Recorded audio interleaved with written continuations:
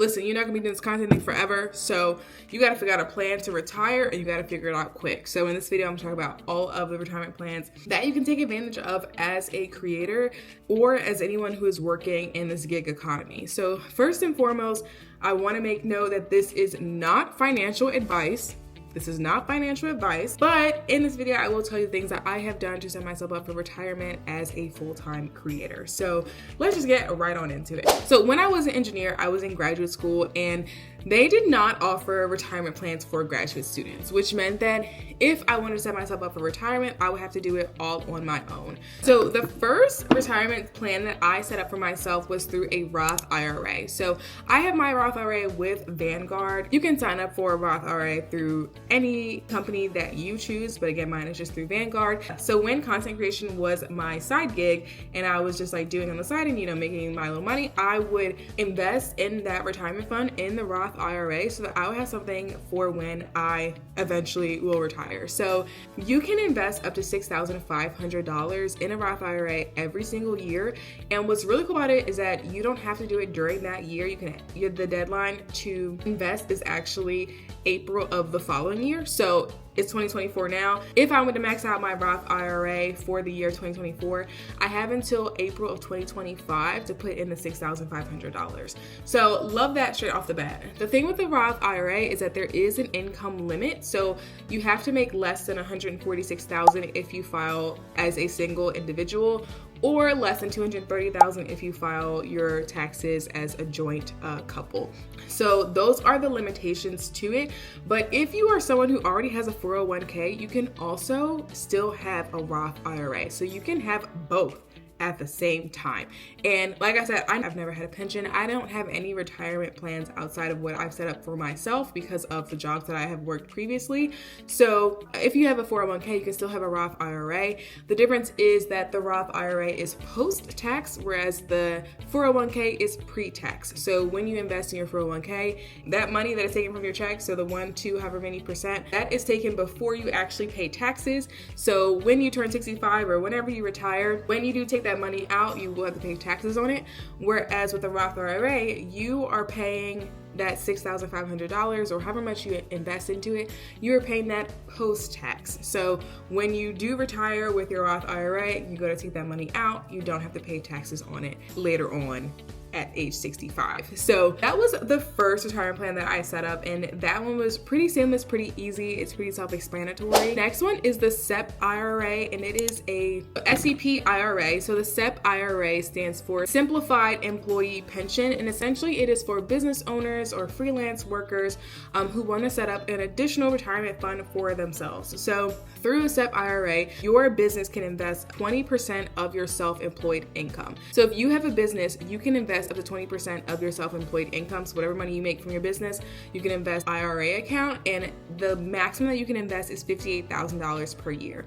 So if you make $50,000 of self-employed income, then you can invest 20% of that, which would be $10,000, and the max would be $58,000. So that's if you make about $300,000 self-employed income. So this is a really great way for you to set up another retirement plan for yourself, because for one thing, a lot of people don't talk about it, and it was something that I really had to look into deeply and figure out for myself to really know how it works and how to be able to invest for myself, because again, I don't have a 401k. I definitely recommend that you look into it on your own. I also have this set up with Vanguard. Vanguard does it all in one go. So this isn't sponsored, but I like how easy they make it for you. So if you are looking to set up a SEP IRA, you can do that through your business account. The only thing with this is that if you do employ other people, so if you eventually have employees, you have to invest the same amount that you invest in yourself for those employees. So back to the example, if you make $50,000 of self-employed income and you invest $10,000 in the SEP IRA account for you, you have to invest $10,000 in that SEP IRA account for that year for each employee that you employ. Okay, so if you are a single member LLC, it's not a huge deal because it's just you.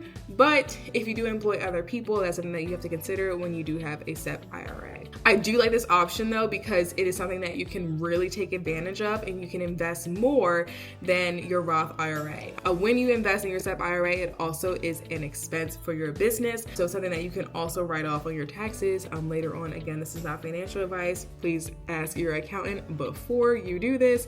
But again, just telling you of what I have done in the past to set myself up for retirement. Last thing you can do, and this is something that's really popular, especially with the FIRE movement folks, so the financially independent retire early people, and they will start investment accounts before retirement. So when you invest in like stocks, bonds, mutual funds on an app like Robinhood, right, you can invest long term, you can invest short term. And a lot of people will set up investment accounts on any investment app that they want, but they will invest for the long term. So having a long term strategy. So this is a really great way for you to just invest any money that you want to, and there's no maximum. So you can invest however much you want into your retirement for later.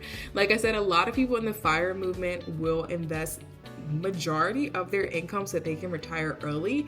And the purpose of it is that you are putting money away and your money is growing in the stock market every single year. So again, it's something to think about that you can set up for yourself. An investment account isn't all that self-explanatory. There is some strategy to it. You can get a robo accountant to kind of set it up for you and kind of do all the things. You can also have a fiscal accountant to do that for you as well.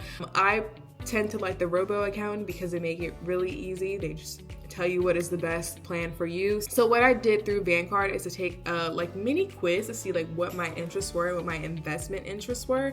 And essentially it picked out all of the accounts and assigned an investment strategy for me for the long term. And all I have to do is put the money in it and it will invest it in there for me. And then as things change from year to year, it will also update. So I think a robo account is pretty easy for someone who's not really interested in learning that much detail about investments, but just want a long-term strategy.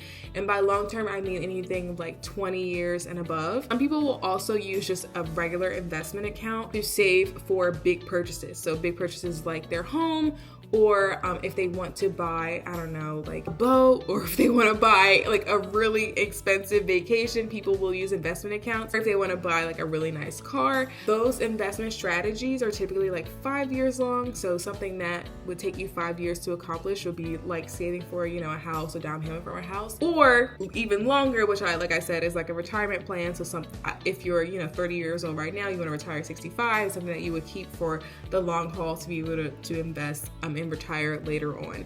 So those are just some strategies to think about as you are getting into the content world and understanding how to retire and how to set yourself up for retirement, because some people that work in the gig economy don't necessarily do this, but it's something that I definitely think is worth you looking into so that you are set up for the long run and aren't necessarily behind or aren't forced to work long term because you may not have the investment or the retirement strategy at this point in time. So definitely look into it on your own and let me know if you guys found this video helpful, and I will see you in the next one. Bye.